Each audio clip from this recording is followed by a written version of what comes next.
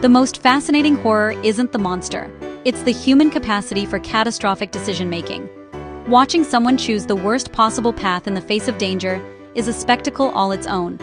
Tonight, we're not just observing, we're dissecting the logic, or lack thereof, that leads horror characters to their doom. Consider this a masterclass in how not to survive. Pay attention. You might just learn what not to do, though I doubt it. Dim the lights, ignore that shadow in the corner, and let's begin our descent into the abyss of poor judgment. Let the autopsy begin. Our first case, the protagonist who uncovers every secret about the evil haunting them, then does absolutely nothing. They find the demon's name, its weaknesses, and a step-by-step survival guide online. And then, they close the laptop, mutter the demon's name, and go to bed. No exorcist, no escape, not even a salt circle, just a nap. It's like diagnosing your own terminal illness and treating it with herbal tea. The demon barely has to try. The human's laziness does all the work. The classic, let's split up, we'll cover more ground. It's the horror equivalent of gazelles scattering for the lion's convenience. The group's only advantage, numbers, vanishes. There's always one voice of reason, quickly overruled by the alpha idiot. Cue the off-screen scream, the wide-eyed glances, and the realization that splitting up is a death sentence. Instinct says stay together, arrogance says otherwise. It never works, but horror characters never learn. The killer thanks them for the easy buffet. A noise in the dark. Evolution says run. Horror logic says investigate. Armed with a frying pan or nothing at all, our hero creeps towards certain doom. Hello? Is anyone there? As if the killer will RSVP. Every sign screams, get out, but curiosity wins. A sane person would be gone before the second creak. Instead, they open the door to the abyss and meet their end.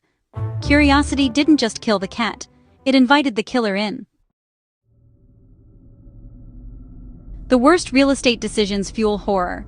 A murder house, a creepy motel, a cannibal's cabin, chosen because it's cheap or just for one night. Evil doesn't care about your lease terms. The warning signs are obvious. Bloodstains, twitchy realtors, locals crossing themselves.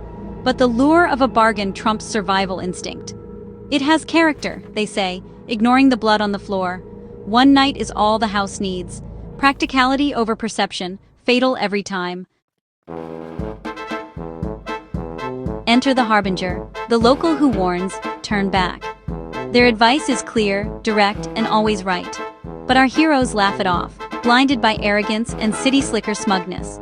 The harbinger offers the cheat code, don't play. Instead, the group mocks and ignores them, driving straight into doom. The harbinger just shakes their head. They've seen it all before. The warning is always wasted on the willfully ignorant.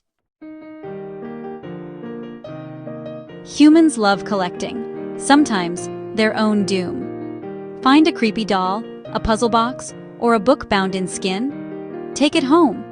The object radiates evil, but it's interesting. They ignore every instinct, display it proudly, and blame nightmares on stress. The cursed object isn't a conversation piece, it's a death warrant. Nightmares, paranoia, and disaster follow, but they never connect the dots. They defend their find until it destroys them. Some collectibles should stay buried. There's always one, the Cassandra, who sees the horror first. They warn the group, offering a precious head start. The response?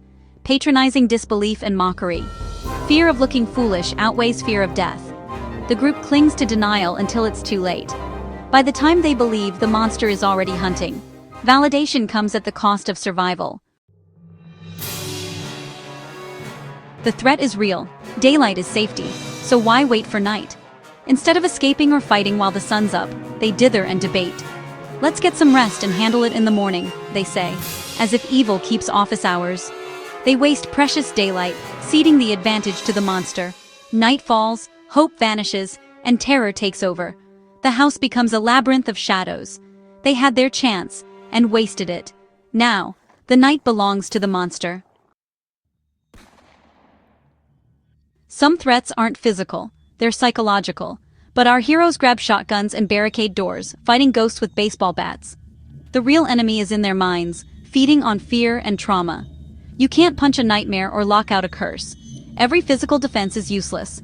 Introspection is the only hope. But that's too hard, so they swing at shadows until the end. The mind is the true battleground, and they never realize it. The deadliest sin, believing the rules don't apply to you. They've seen the warnings, watched friends die, and still think they're special. I'm the protagonist, I'll survive, they tell themselves. Arrogance leads to a final doomed confrontation. They turn their back, deliver a one-liner, and forget, it's never over. The monster always has one last scare for the arrogant. Hubris, not the killer, is the real executioner. 10 decisions, 10 paths to a predictable end. These aren't tragic heroes, they're architects of their own demise. Given every warning, they choose ego over evidence, curiosity over caution. Horror movies don't kill people, bad decisions do. We study them not to mourn, but to learn, and maybe feel a bit superior. Want a list of the best survival decisions? It'd be a much shorter, less amusing video. Like, subscribe, and don't make these mistakes like the idiots in horror movies. Shadow Queen out.